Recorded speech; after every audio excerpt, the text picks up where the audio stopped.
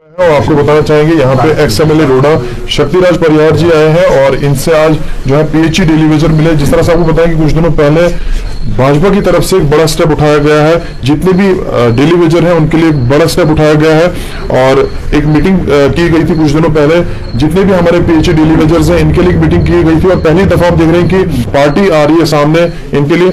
मेरे से बातचीत करने के लिए जो है शक्तिराज परिहार जी, इनसे बातचीत करते हैं किस तरह की वो मीटिंग थी और आज किस तरह की मीटिंग थी। सर पहले तो वेलकम है आपका। जिस तरह से आज आपने मीटिंग इनसे की पीएचई डेली वेजर से, कुछ दिनों पहले भी हमने देखा कि भाजपा की तरफ से पहली दफा इस तरह का कदम उठाया गया। भारतीय जनता पार्टी हमारे जो प्रदेश के अध्यक्ष हैं उन्होंने एक कमेटी फ्रेम की है जिसमें 5 लोग हैं, जिसमें श्यामलाल शर्मा जी जो एक्स मिनिस्टर हैं, श्यामलाल चौधरी जी हैं, अभिनव शर्मा जी हैं, मलंग सिंह बनकोटिया जी हैं और मैं उसमें हूँ। हमारी पिछले दिनों एक मीटिंग जम्मू में भी हुई थी और हमें जो कहा गया है कि जो डेली वेजर्स, कैजुअल लेबरर्स जितने भी हमारे स्टेट के हैं, यूटी के हैं, उनके एक तो कितने लोग हैं जो ये काम कर रहे हैं और उनकी क्या डिमांड्स हैं, उनकी क्या दिक्कतें हैं, उनसे मिलके उनको एड्रेस करने की एक कोशिश होगी, एक प्रयास होगा। जम्मू में हमारी इंट्रोडक्टरी मीटिंग हुई थी कमेटी की, उसमें बहुत सारे विषय उसमें जो चर्चा में आए। तो पहला काम हमारा होगा कि हम सबसे पहले ये देखें कि टोटल नंबर्स कितना है। 47 डिपार्टमेंट्स में इस वक्त जो डेली वेजर्स, कैजुअल लेबर्स जो काम कर रहे हैं और टोटल नंबर्स कितना है, और फिर उसके बाद हमारा रहेगा कि इनकी एसोसिएशन जो है, जो उनसे मिलके उनसे बात करना कि उनकी क्या डिमांड्स है, वो क्या एक्सपेक्ट करते हैं। एक बड़ा जेन्युइन मुद्दा है इस वक्त जो पूरी जम्मू कश्मीर यूटी में जो डेली वेजर्स, कैजुअल लेबर्स, एनवाईसीज, एनवाईकेज की अगर आप बात करें, रेवरेज ज़राअत, जितने भी एम्प्लॉइज हैं, तो पार्टी ने इसे बड़े सीरियसली गंभीरता से लिया है। इसी सिलसिले में मैं आज डोडा में यहाँ पे था, तो जितने भी यहाँ डोडा की जो पीएचई डिवीजन डोडा जो है उसके जितने भी यहाँ पे एम्प्लॉइज है, एसोसिएशन है, वो लोग यहाँ पे मिलने यहाँ पे आए थे। इनसे बड़ी डिटेल में चर्चा हुई कि यहाँ कितने हमारे ऐसे लोग हैं जो इस डिपार्टमेंट में काम कर रहे हैं, इनकी क्या एक्सपेक्टेशंस है, इनका क्या डिमांड्स है, वो सारी इनके साथ चर्चा हुई है।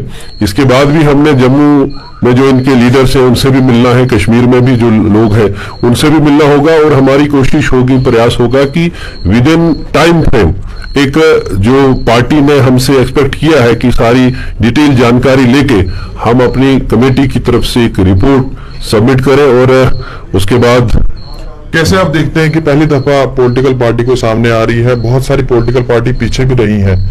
एसआरओ 64 के तहत, जिस तरह से पहले बता रहे हैं कि एसआरओ 64 के तहत हमारे मुलाजिम कई सारे जो है परमानेंट हुए हैं। बहुत सारी पॉलिटिकल पार्टी जो है वो वजूद में रह के भी उन्होंने इनके लिए कुछ भी नहीं सोचा।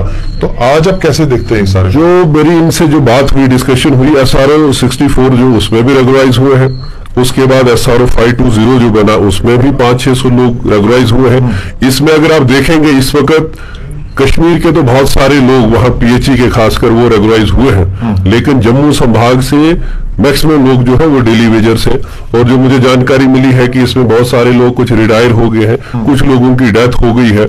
यानी एक जेन्युइन जो इनका मुद्दा है, जो इस वक्त जो इनको रेगुलाइजेशन की जो बात करते हैं, सैलरी एनहांसमेंट की जो बात करते हैं, हमारी कोशिश, हमारा जो मैंडेट है, मैंने पहले इनसे भी डिस्कस किया है कि हमारा जो काम होगा कि हम इन लोगों से मिलकर बातचीत करके, पूरी चर्चा करके कि ये क्या एक्सपेक्ट करते हैं, इनकी डिमांड्स क्या है, उनको एक रिपोर्ट बना के सही प्लेटफॉर्म पे इनकी डिमांड्स को प्रोजेक्ट करना और कोशिश प्रयास हमारा पूरा होगा। जैसे हमारे अध्यक्ष जी ने कहा है, रविंद्र रैना जी ने कहा है, इसमें डॉक्टर जितेंद्र सिंह जी भी काफी इंटरेस्ट ले रहे हैं कि एक बड़ा इनका एक मुद्दा है कि 20-20, 25-25 साल, 30-30 साल से ये लोग काम कर रहे हैं, लेकिन अभी भी डेली वेजर का टैग इनके ऊपर लगा है।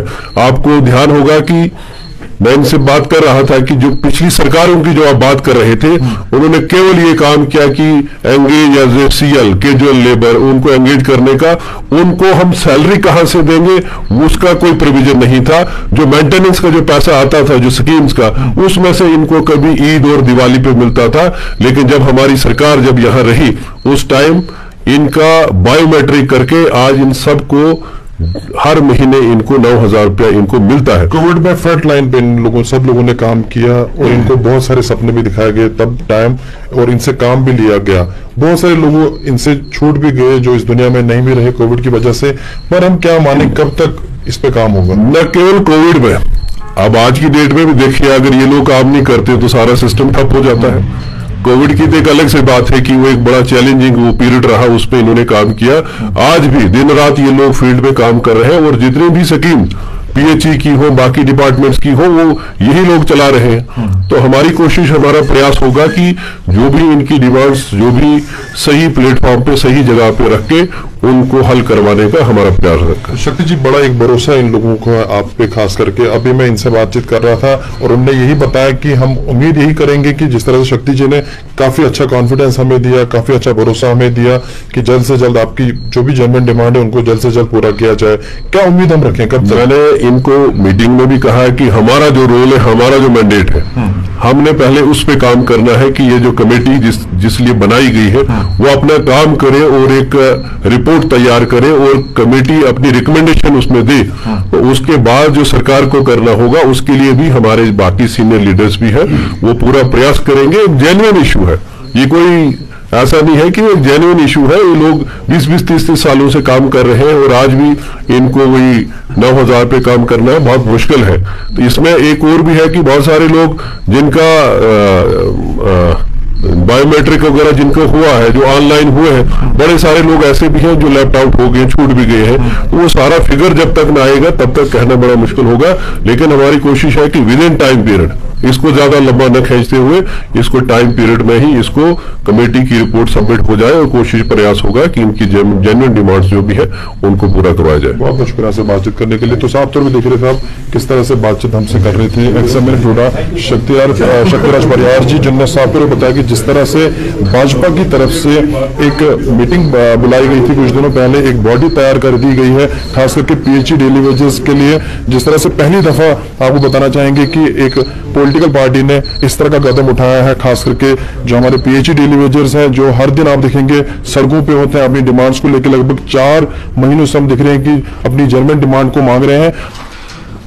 आज हम जनाब शक्तिराज परिहार जी से मिले।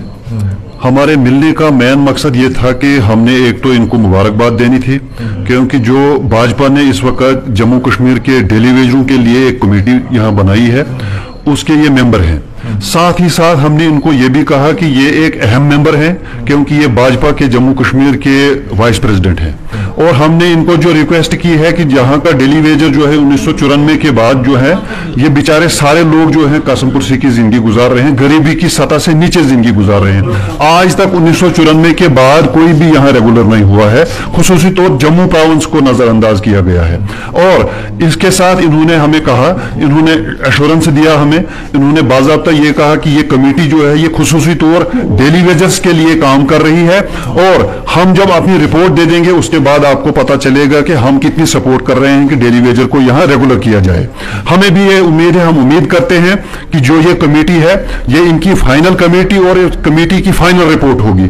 और हमारी तरफ से PHE employees United front Jammu province की तरफ से हमने इनको रिक्वेस्ट भी की और ये भी कहा कि अभी नहीं तो कभी नहीं, पॉलिसी नहीं तो घर वापसी नहीं। जब तक ना हमारा ये क्लियर हो जाए कि एसआरओ 64 के तहत यहाँ के डेली वेजर को रेगुलर किया जाए, तब तक हमारी एजुटेशन जो ये बराबर चलती रहेगी। लेकिन हम उम्मीद करते हैं, उम्मीद हम इसलिए करते हैं क्योंकि जो ये कमेटी बनाई है भाजपा ने, इसमें एक्स मिनिस्टर जो है पीएचई के वो 2 हैं, श्यामलाल शर्मा जी जो इस वक्त इसके चेयरमैन हैं, और चौधरी श्यामलाल जी जो ये क्या कहते हैं मंत्री रहे हैं पीएचई के, और वो जानकार बंदे हैं सारे लोग इसमें। और ये हमारे घर के सदस्य हैं, ये हमारे घर के मेंबर हैं हमारे परिहार जी।